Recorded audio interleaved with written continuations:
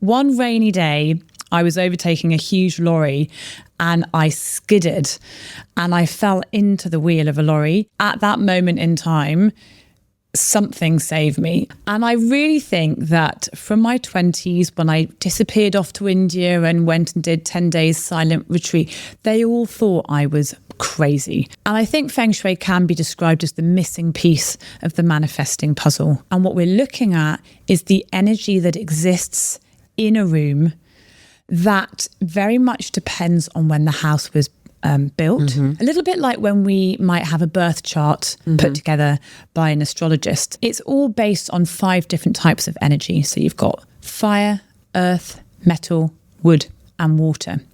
And these elements will sometimes complement each other and sometimes control each other. North is career, or the south is about fame or recognition, and other areas are for family or love.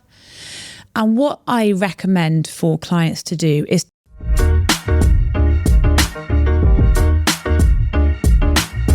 Hello and welcome to Portraits. My name is Paula MacNeill, and this is a podcast where we explore all the layers and aspects of today's global society. We're going to talk with people and learn their personal stories of a big change, whether they moved countries or blended cultures or just changed trajectory of their life. Whatever it is, we want to know and learn and get inspired. So today, I'm talking with a Feng Shui consultant and transformational coach, Claire Bunce. Hi, Claire. Hi, Paula. And happy New Year. I think for Feng Shui. It is. It's February. You are absolutely right. Yeah, February the 3rd, Feng Shui New Year. Amazing. And before we talk about your journey, because I've learned and I have a little bit of a glimpse of your journey, I want to know how it all started, about your childhood. Do you think your childhood had anything to do with where you are now? And just tell a little bit about your background. Okay. So I am from quite a big family. Grew up in the south of England in a lovely little village and was very lucky to be, I suppose, in the right place at the right time, in that I became one of the first choristers, a girl chorister at Salisbury Cathedral School, which was the first time they'd had girls in 900 years at the school. So I was the first girl to go to the school and the first girl chorister. And at the time, obviously, I didn't really think anything of it. But looking back, I suppose it was quite a fundamental starting point for me in thinking I can do what I want. It doesn't matter what the norm has been. And I can, as a woman, be out there, and was a girl at the time, but be out there and be in a world that can be quite dominated by men and feel very comfortable in it. And so then going forward from there, I did quite a lot of music, I got a music scholarship and went to a boarding school, all girls, but with boys at the boys' school down the road. And from that moment, I had to make the first of quite big decisions in that whether I'd follow a career in music or something similar. Yeah, because I wanted to, I started asking and I didn't finish sort of my question, because everything that you've done seems like it's been about helping others. So you had 20 years experience in voice therapy. Yes. And it just seems like maybe at that point it was more physical help, maybe, but then it sort of transformed into, was it always like you liked helping people? And I know it sounds a real cliche and not that exciting, but truly that is. It's just what lights me up. I love people. I love being around people. I love listening to what's going on for them. I love the stories that people bring. And I do love helping people. And so rather than get into music, I got into speech therapy. Wow. So I went to UCL for 4 years and studied to be a speech therapist. And then I chose to work with adults, not children, because I wanted to work with an adult who could talk and then lost it through brain injury or stroke. So I spent many years in hospitals in London, working with doctors and nurses on the wards. And I absolutely loved my work. I loved the team. I loved the patients. I loved meeting their families and seeing the stories that people were bringing into the hospital with them. And it almost feels like it's never just about the physical voice. There is that analogy is so close to, the physical voice, and the actual inner voice is so connected. And I guess you had to motivate them to get it back. And you know what, that's such a good point. And it's what I then ended up specializing in, is the voice and the link between the mind and the body. Because in fact, then when I worked with actors and singers and people who'd lost their voice for a long time, often it wasn't through a physical problem. So they didn't have nodules or polyps or palsies, but they actually had a period of time where they were very stressed or were overwhelmed or very anxious. And their voice, as you can imagine, changes in the same way as it would for you or me if we were at a funeral or watching something sad and you get that lump in the throat. Yeah. So I saw firsthand how powerful the link is between our emotions and our body. And there's absolutely no denying it. And I could work with people who'd had literally no voice for weeks, sometimes months, and I could get the voice back in one session. Would it be trying to almost sort their mindset before even working on the exercises? Would that be what you would do? Paula, I'm like, are you a voice therapist in the background somehow? Yeah. Well, my daughter went to speech therapy as well. Yeah. So she kind of spoke a little bit later, but we just wanted to be proactive. And I noticed how, I guess it's different with children because it's, nothing is like they can't do anything on demand. So everything was playful. But I noticed that the therapist was also sort of setting the room like calm. So she's like, not distracted. She was distracted anyways, but it really helped. So I was just, You're absolutely right. So of course, one part of voice therapy is about the physical exercises, but like physio for the throat. But then the other part is about working with the mind, and it's about uncovering beliefs that people have. We all have beliefs, whether they're empowering or limiting, but often the people that I was seeing were coming with very limiting beliefs. And so flushing those out were really helpful. And it might be something like, I just don't believe my voice is worth hearing. Yeah. Or I'm trying to swallow down my emotions or bottle up my emotions. Or not speak my truth. And not speak my truth. Yeah. Absolutely. Or they've been in a work situation. I just don't think that I've got anything worth saying, or I'm not given a chance to stand up and speak up. Yeah. So it is really, important to recognize the power of the mind. And did you feel like at some point when you started practicing, or maybe that was already in studies, where you realized that it's about psychology as well? So you had to use different therapy sessions almost, I guess, to kind of recognize their negative beliefs and how to work with them? Or would there be a therapist kind of working with you on people? That's such a good question. So that was, again, a real turning point for me. I was working in a hospital in Bristol, and I kept seeing patients that had obviously quite severe cases of stress or upset. And my boss at the time was saying, well, you need to refer these people to psychology. And I was thinking, well, I can, but at the same time, the psychologist doesn't have any clue about voice. And so I looked to what else I could train in to kind of supplement what I was doing. And in fact, stumbled on something called neurolinguistic programming, NLP, which was massive for me in how I worked with patients, because it's all about uncovering your beliefs, changing your beliefs, setting really powerful goals, not the sort of goals that we tend to work with, like SMART. I find them very boring. Specific, measurable, realistic. That's crazy. What's realistic to you might feel unrealistic to me, and vice versa. Yeah. So I trained in that for several years and then used that with my patients. And it's so interesting with inner beliefs, because I have a journey in therapy as well. And it's so interesting that a lot of people, when you ask them, well, maybe you feel like your voice is not heard. And when they're here, they're like, no, I think it's okay. I'm totally fine. And then when you start working and you start going deeper, they're like, yeah, I think I think I am worried or scared to even speak up about myself or or things that I believe in or stuff like that. So it's really like important to kind of let that person go into deeper in themselves, right? 100%. And I think it comes down to in NLP you'd call a secondary benefit. So I'd often work with someone and they would start improving and then they'd plateau.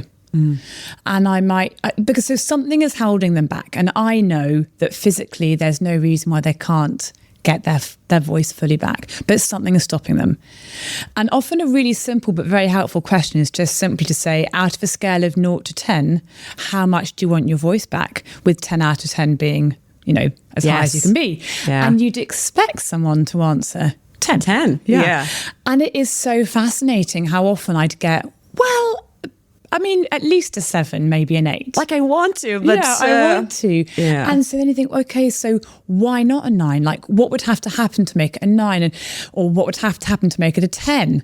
And that is when you then start uncovering these things that are holding people back. And often it might be something like, well, if I got my voice back, that would mean I had to tell my boss this, or I had to face up to the fact that my marriage is not working anymore. Yeah.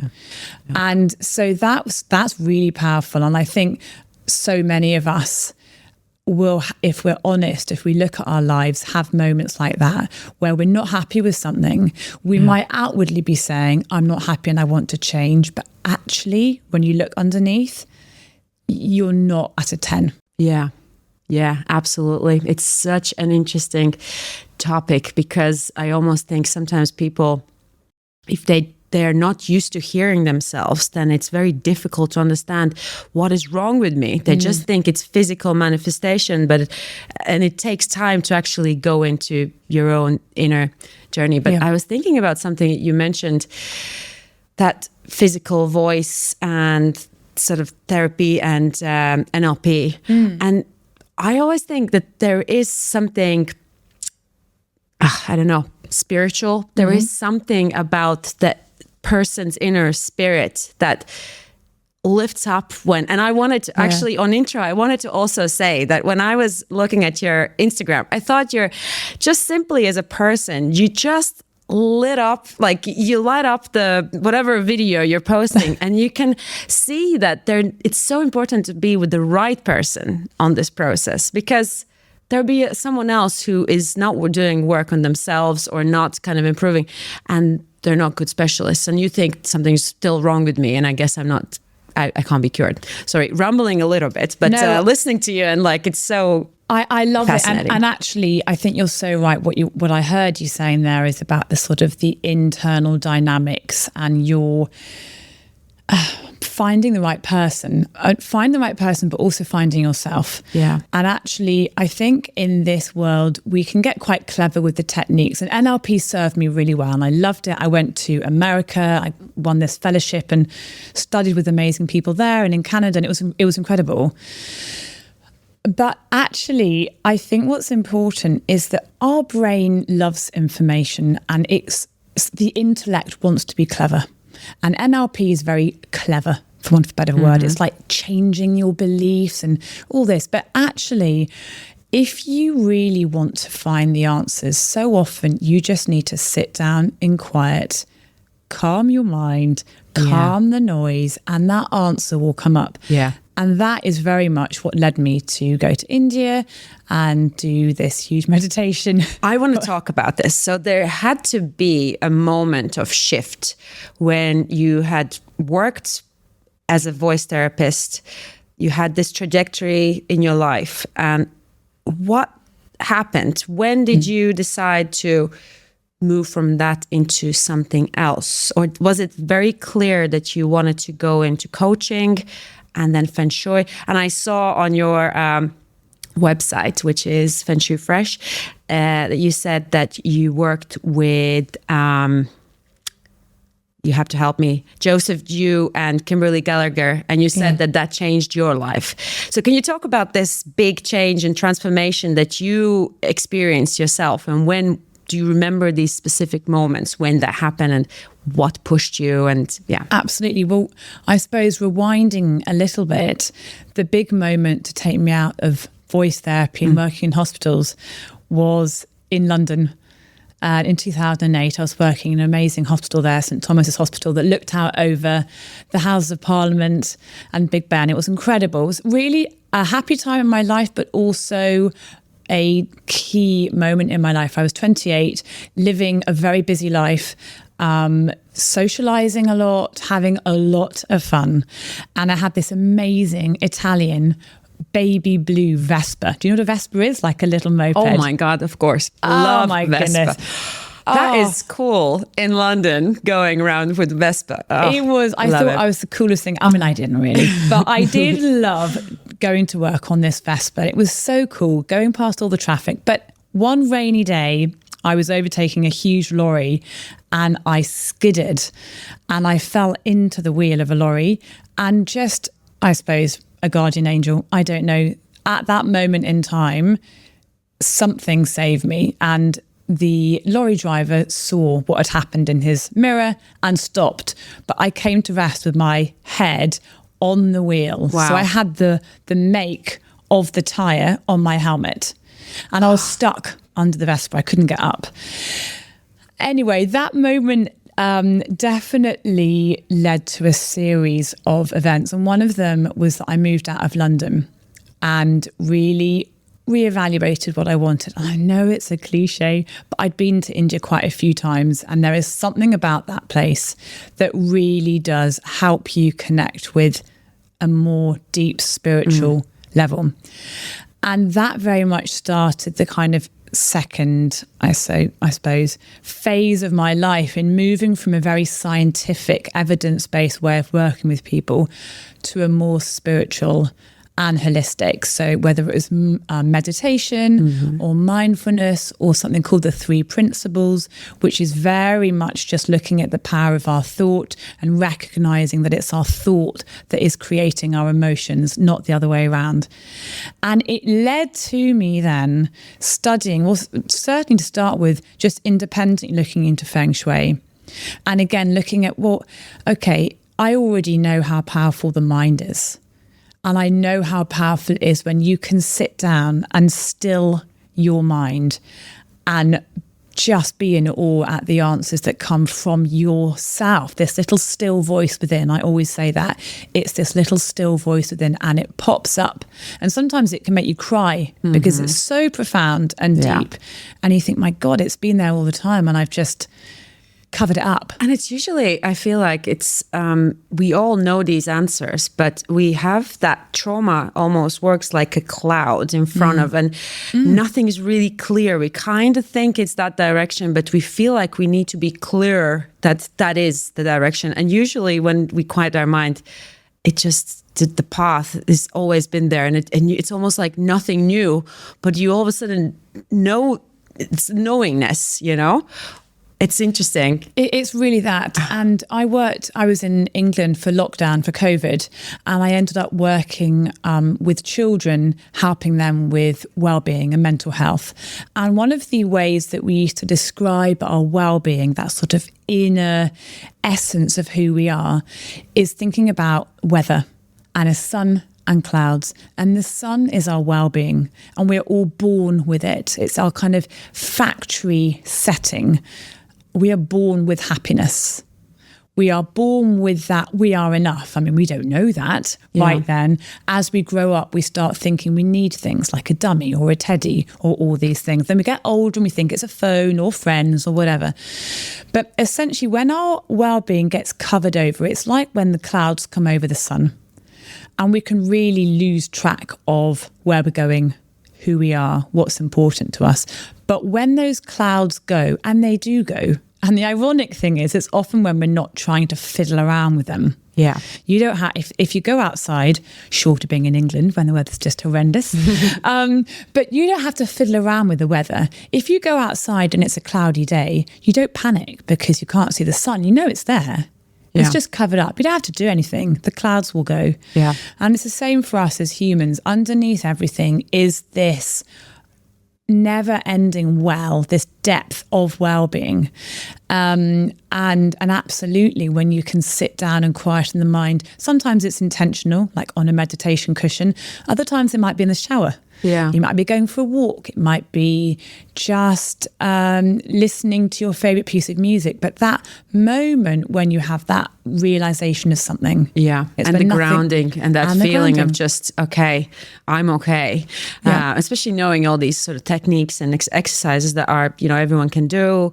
But, I sometimes feel like it's so easy to sit down and quiet, and it sounds so easy, but so many people are trying to avoid it. And like for me, only recently when I need to make a decision, and I'm generally a indecisive person, blue and red dress, and I want them both, and I can't make a decision. And this sitting down and just sitting and waiting, and all of a sudden you just feel which direction you just are leaning a little bit towards, and that's so amazing. It is amazing. And I think perhaps going back to the question about then who I trained with and why. And how you came from this to Feng Shui is all about this around, and how that affects this. Exactly. And I think because I spent so many years working with the mind, and helping people by showing them techniques or working with their beliefs or their goals or habits or whatever it is. And actually, after a while, that kind of gets tiring. When you get told, every morning, wake up and, do your gratitude journal and then do this and there's a lot of busy things to do, which is all wonderful. And I'm not going to lie, when I do those things, it feels great. But it's a lot to add on to a busy day that is for us filled with other responsibilities and remembering the child's cello or sports day or spelling homework. Yeah. And so I suppose it was natural for me to then look to the essence that underpins everything in this world, in the universe, which is energy and different manifestations and combinations of energy. And it's such a challenging subject to talk about in many ways, because we're switching from something that is visible, black and white, you can touch it, you can see it, to something that is invisible. And it's, I think, a lot about energy, manifestation, mindset. It's also about belief, and with science, there are clear facts, and then with belief, there sort of isn't. But then I think the key is in that belief. If you believe in something, then it kind of like it works for you. I sometimes think, we're not going to go into like religion, but if the belief itself helps you, I think that is already a good step towards feeling better. So yeah, and my question was about Feng Shui. Are we affecting subconsciously sometimes how we make our house into how we're feeling inside? Or is it just random? We just make our house and then it affects us? Or is it like... I think probably it's just fairly unintentional for a lot of people. They don't realise, and I didn't either. Well, I say that. I think all of us will experience that moment when you can walk into a room and feel comfortable, and you can walk into a room and immediately feel very uncomfortable. Now, why is that? And the same with people. If you open the door and a friend walks in, how do you know, something's just happened? I need to give them a hug. Yeah. And perhaps some of us are more in tune to that to others, but very difficult to pinpoint. Now, you can look perhaps at the nuts and bolts of an interior and say, well, the furnishings are lovely. Or the setup of this room is really great. And that is certainly one aspect of Feng Shui, is how a room is kind of, if you like, structurally put together. But actually, the Feng Shui that I practice, which is traditional, classical Feng Shui from the East, from China, the original, if you like, is that we're looking at something beyond just where you place a bed, a mirror, a sofa, a table. And what we're looking at is the energy that exists in a room that very much depends on when the house was built. A little bit like when we might have a birth chart put together by an astrologist. So actually looking at, the month, the day, the year that we were born and where we were born will depend on what sort of personality we have and how our life will kind of come about. But a home is actually very much the same, depending on when it was built, depending on which direction it faces, it will get different energy within it. And every house will have positives and more challenging aspects of energy. And what classical Feng Shui will look at is analysing what are these different dynamics that go on in the house and what can we do to improve the good and control or neutralise the negative. Yeah, I have so many questions about Feng Shui right now because as you know, I'm renovating a house together with my husband, and so we're very interested to understand where everything should go and how it should be. And I was wondering, does it matter which way the house is facing? So I'm just thinking about people who, for example, just have a land and they need to build a house. So would it be better for them to first look at Feng Shui and then decide which way the house should look like, which direction should it look like, where should be bathroom and bedroom and all that? Or is it all the directions have their benefits? Yeah, I understand. Yeah. And actually that is where Feng Shui originated from, was from people trying to work out what was the most auspicious place to have their dwelling. And what they would have used is exactly what we would naturally feel these days. So they would choose somewhere that faces south, where they've got the sun, where they've got the warmth, where their crops can grow. They'd have something like a mountain or a hill behind them that would protect them from the cold north winds and avoid anyone being able to ambush them. And that feels, in fact, it's a bit like the chair that I'm sitting in right now. It's a really comfortable chair because I'm kind of supported at the back and it's open at the front. I've got some support for my arms on the sides. So I think all of us will have a preference to having light in the house and to maximising that light. So if we had the chance to design a house from scratch and to place the facing, if you like, wherever we want, we would naturally choose to have it facing south or southwest, southeast, because we're going to get the most amount of light in. However, the majority of us don't have the benefit of being able to have a piece of land and choose where they're going to orientate the house. So what I love is how Feng Shui has evolved over these hundreds of years is working with houses that face every single direction. And for sure, there will be houses that are placed in more favourable positions.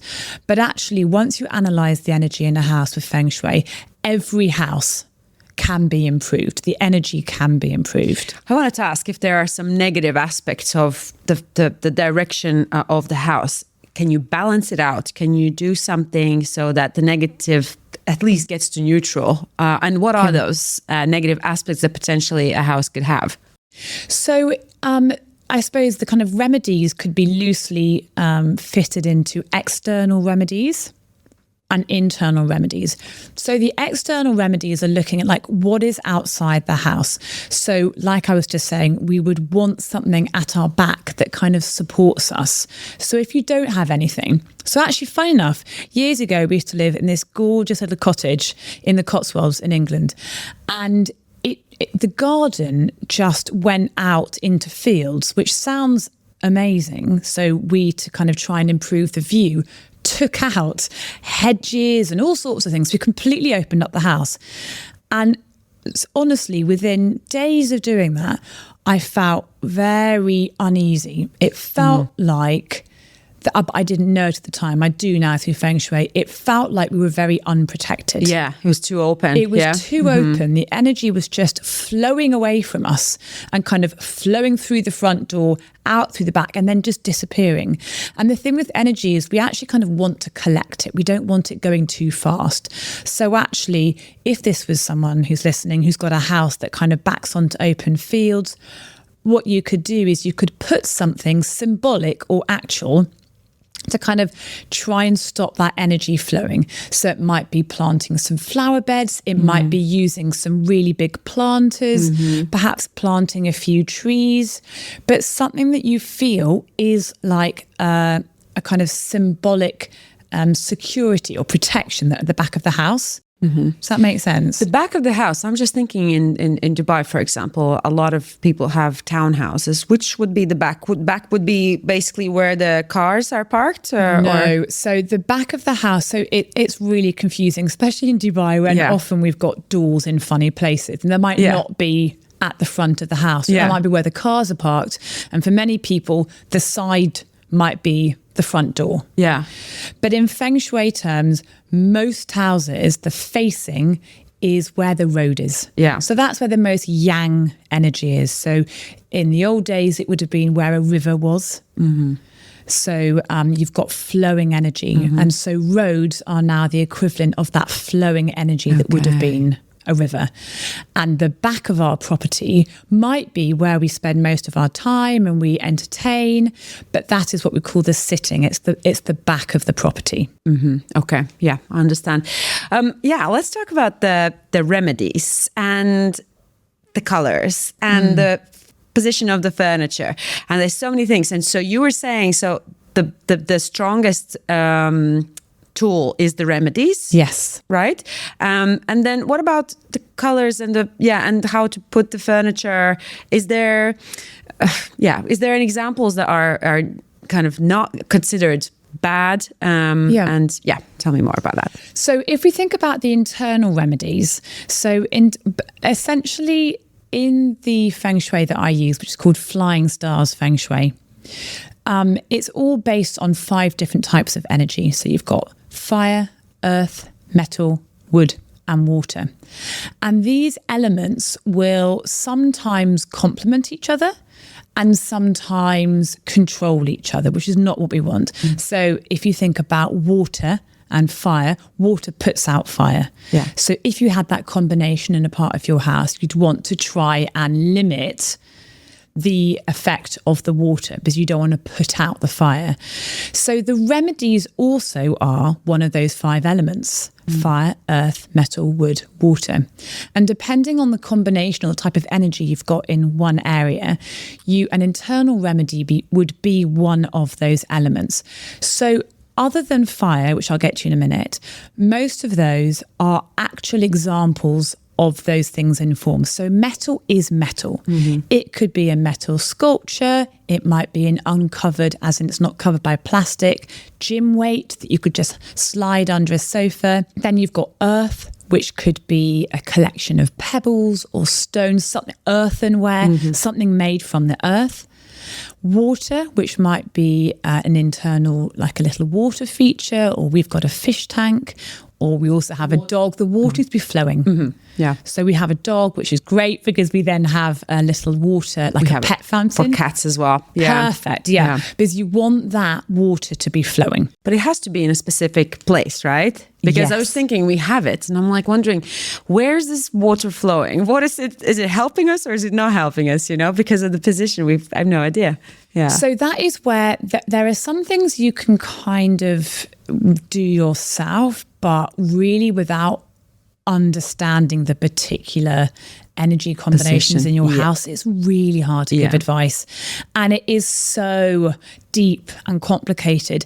And I would be absolutely lying to say that in the few years I've been doing this, I have the depth of understanding that, Master Joseph, you would have. I mean, obviously it's laughable.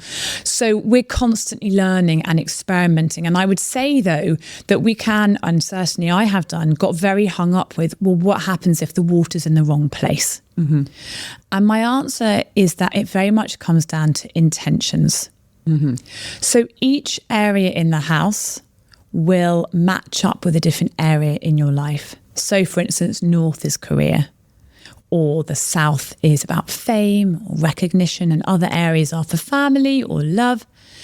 And what I recommend for clients to do is to look at where these different areas are in their house, and then to just spend some time setting and intention. An intention is simply another word of saying a goal, another way of saying a goal or a dream, something that you want to bring in. A vision, exactly. Yeah. And then you are getting very clear on what that is, and maybe you write it down and you put it in that area. And then a question, I was thinking about it actually as well before. What if in one household there are multiple people? Yeah. Can they use and have different intentions? For example, me and my husband, we are in sort of different, I'd say, different industries, obviously, different chapters maybe. And so I was just thinking, for example, if we use this North Space, which is for a career, how do we make it so that it is beneficial for both of us? Absolutely. Yeah, it's a great question. And lots of us aren't living on our own. So that is so valid. You know, how do you come up with an intention or create a space that's going to benefit everybody? So the first thing is that you get the remedies in, because when the remedies in, it will benefit everyone living in that space. And so everyone, I guess, can have their own intention, but the remedy helps. Exactly. Yeah? Exactly. So what you could do with your husband is either that you come up with an intention that is kind of loosely worded enough that combines both, you know, we hope that our careers take off, or we get clarity on them in this year, or you come up with them separately. But then what I'd advise you to do is to have something in that space that is really powerful for you. So for you, it might be, I don't know, a microphone to show the podcast. It might be a photo of you doing the thing that you want to do in your career. But it's something that every time you see it, you're actually subliminally messaging the unconscious. And it's a reminder, yes, that's what I'm looking for. These are the opportunities that I'm wanting to see come into my life. And your husband, meanwhile, might have another thing. Maybe it's a certificate. Yeah. Maybe it's a testimonial from a client, whatever it is, something that is relevant to him. So interesting. Yeah. And is that a pure Feng Shui thing? Or is that kind of NLP as well? The reprogramming yourself, keeping the vision going. Is it kind of mixed together in a way, right? Paula, it's such a great question, because I think probably yes, it is.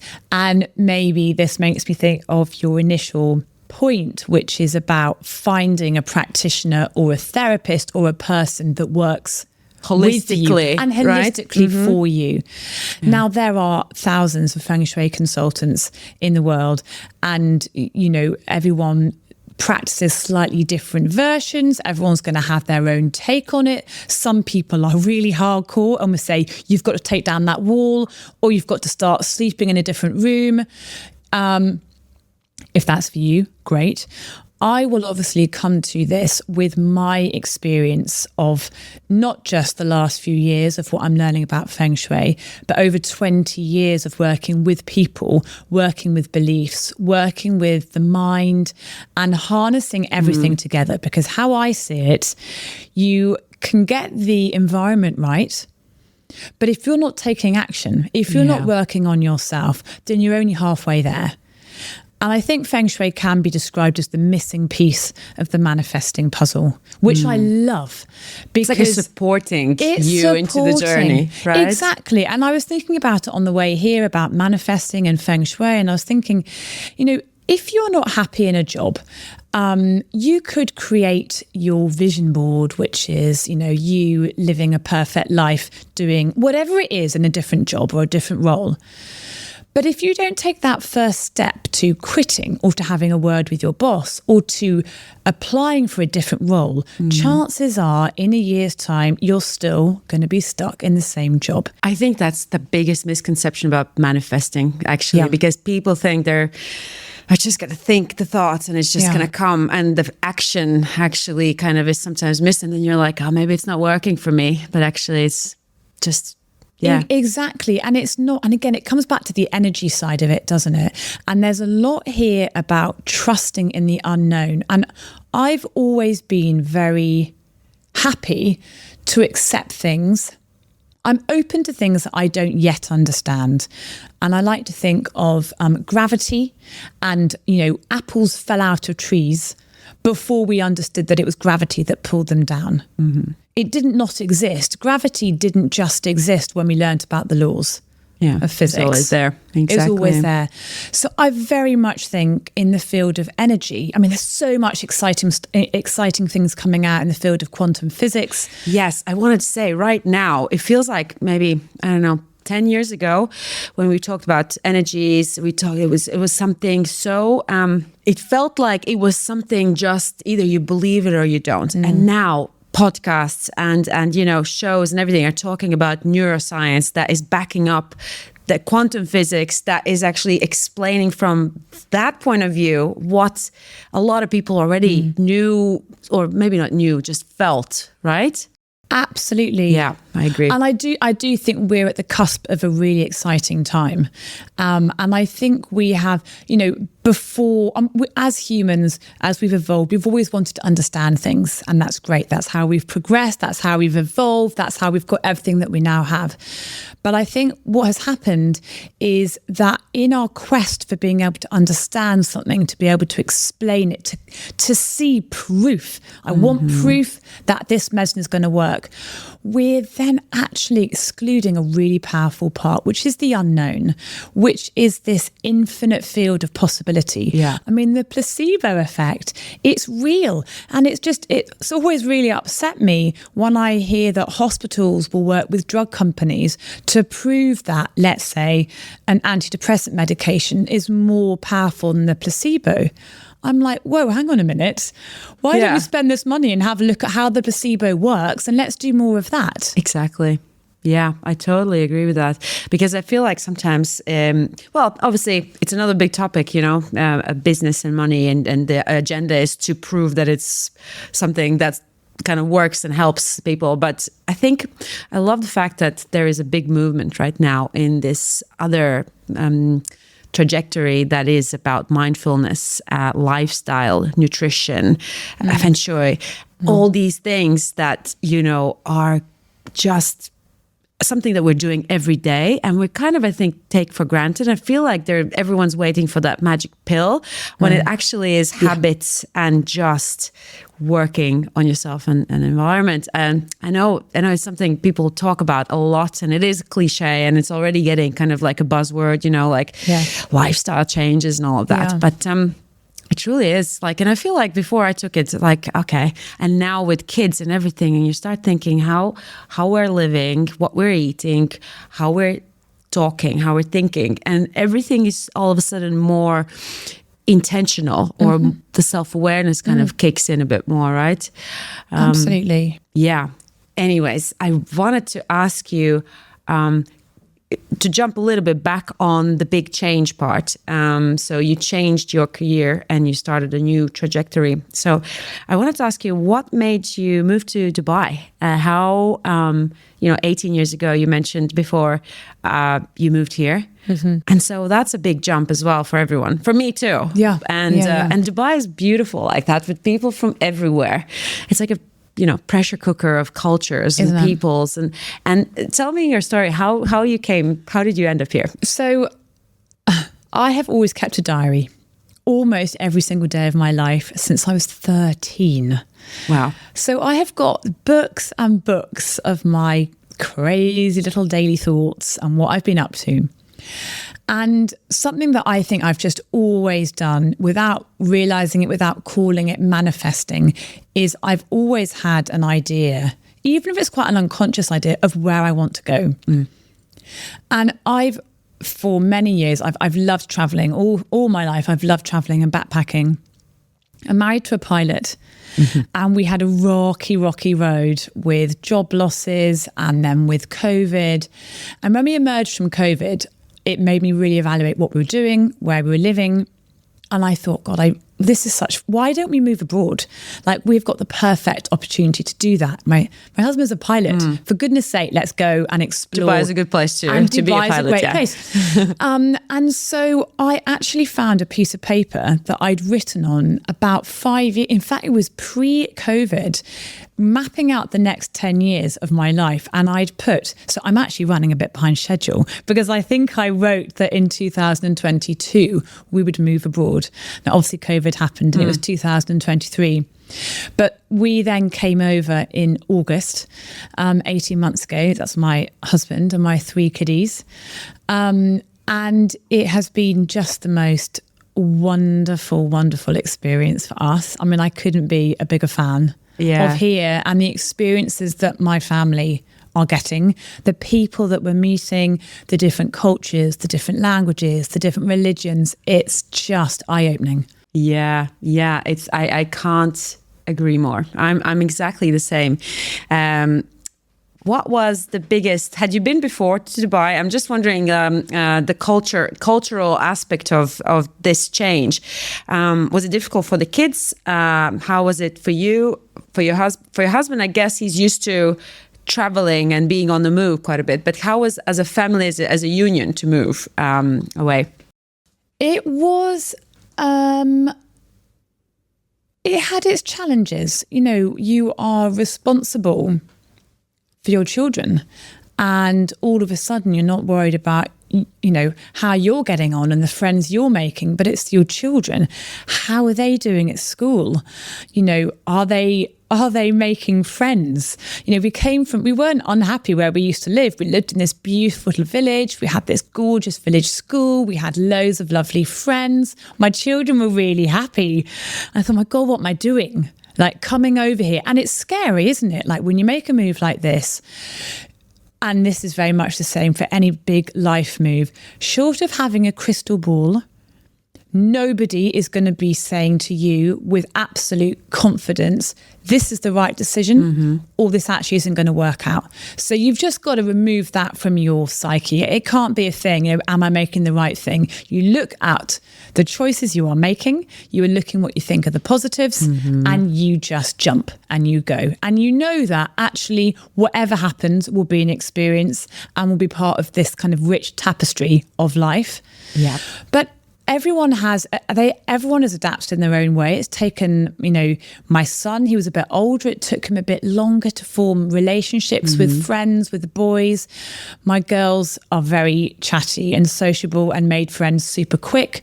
You know, they'd come home from school and saying, I think I'm going to ask Natasha to be my friend tomorrow. And I think she might say yes. Oh, I love it. I know. And so, you know, I think it's an assault on the senses when you move somewhere new. Yeah. Everything is new. Driving here, oh my gosh. Yeah, it depends where you go and what time. You really need to work around the clock when to not go and drive somewhere sometimes. But it's the same. One of the questions that I've been, and I think all expat families think about this, what culture are they teaching the kids? Because from one side you're in this global epicenter of like all these cultures, and it kind of makes the kids be so open to everything. They're open to everything and everyone. Come, you know, and it's this kind of come make your dreams happen. And I think also a lot of people think, we'll just come for a little bit. We'll just check. We'll just come work abroad. We'll get these new insights, and then we'll go back. And then 10 years later, we're sitting still and we're like, I don't want to leave. I think it's been incredible for us. I mean, from living in a very middle class white village in the Cotswolds, very privileged. You know, my children are now hanging around with children from Colombia, from France, from Mexico, from Australia, from everywhere. And, you know, I've been able to take my children to mosques. I've been able to take them to the incredible Hindu temple on Hindi Lane and really experience what are these different religions. And it is, God, I mean, I wish I'd had that opportunity when I was their age. Their openness to learning languages, because they suddenly get it. They want to speak Spanish because their best friend's Colombian and Mexican. They want to be able to speak. You know, it's not something that we're pushing on them. They're so open. It's incredible. Let's put these two topics together. And how is your family? How are they looking at what you're doing? Do you work with them? Do you kind of try to use positive, obviously, we all do with our kids. But tell me a little bit, how is it for you to what you know professionally and what you do professionally and with your family and your household? And do you, obviously you've mapped out your house, I'm pretty sure, right? But how is it for you? Do you know what? I have so many thoughts of everything you've asked me this whole interview. So much noise going on in my head right now. Because the truth is, so I'm the oldest of four. Our family is riddled with doctors and medics, which is a terrible word to use. We're very lucky. Riddled makes it sound very negative. But I come from a family that is very black and white.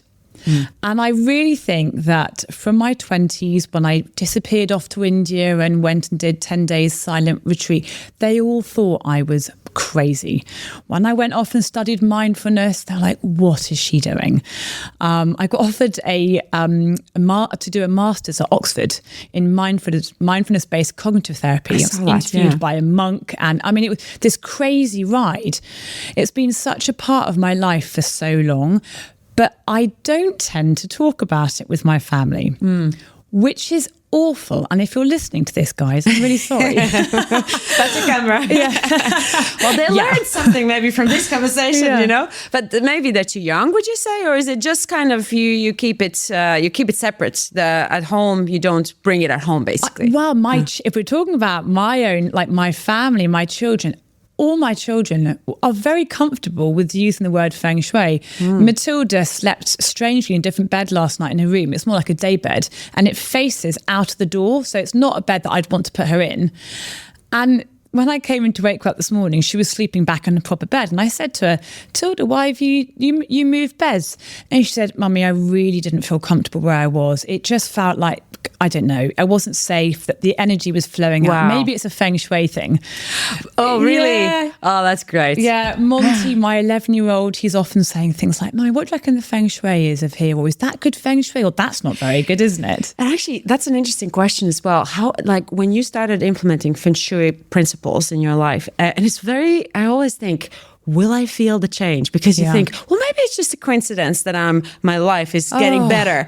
And then it's like, well, how much of that is in Feng Shui? Can you tell, like, when you started practicing it for yourself, was there a moment of like, oh yeah, I can feel it's working? Or is it just a feeling of like, tell me about that? It's such a good question. For me, I suppose most of the benefits or what I felt was gradual.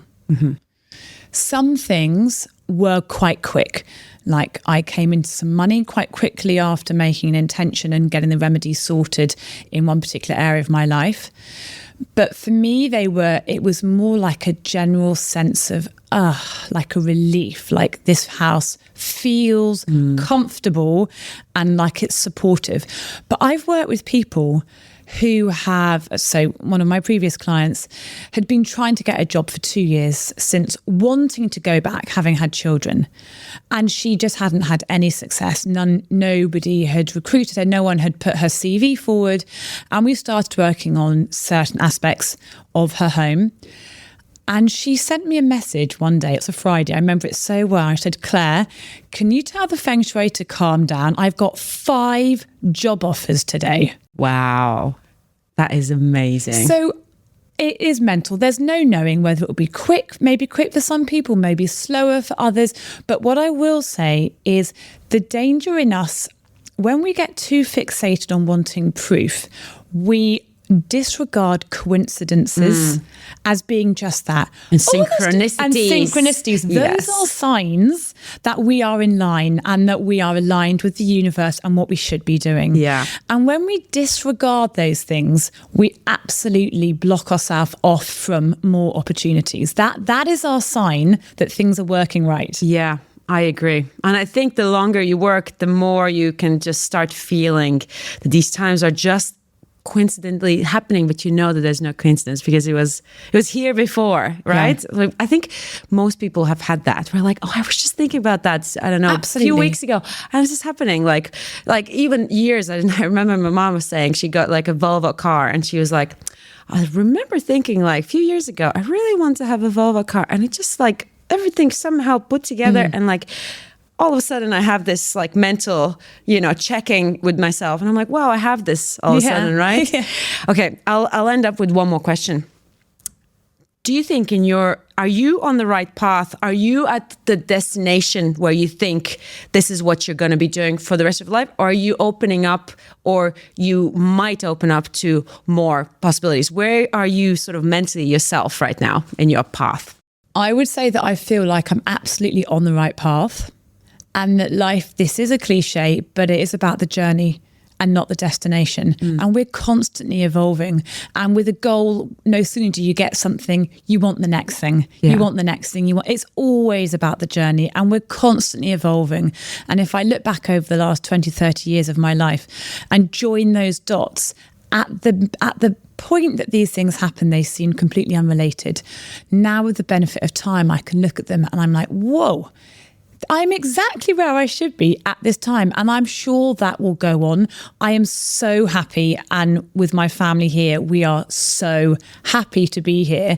And I absolutely know and feel very optimistic that we are on the right path for whatever's to come. That is amazing. And I just want to say that, there's so many people who probably are struggling and don't feel like they're in the right path. They don't think that they are doing the right thing, or they are trying to change, but they don't know how. And I think the intention, I guess, is the first thing that you start anything. And then afterwards, the right people, the right, practices find you sometimes all of a sudden from nowhere. So thank you so much for coming. I loved learning, and I think I got inspired by your story and just the way how you've been navigating through life. And I think that's exactly how for all of us is something happens, and at some point you just start feeling maybe I need to change a little bit of trajectory. Maybe I need to jump from this to something else. And I think it's life, and it's amazing to just see that someone has got to the point where it's like, I know I'm on the right direction. Yeah. Thank you so much. And whoever feel like they would like to learn a little bit more and maybe change something in their house, just get in touch with Claire. She has a website, Feng Shui Fresh, and she's on Instagram, Claire Bunce. So yes, get in touch, and definitely I'm doing it. So I will report back how it's happening in my life. But it's very exciting. Thank you so much. Thanks so much, Paula. Bye. Bye.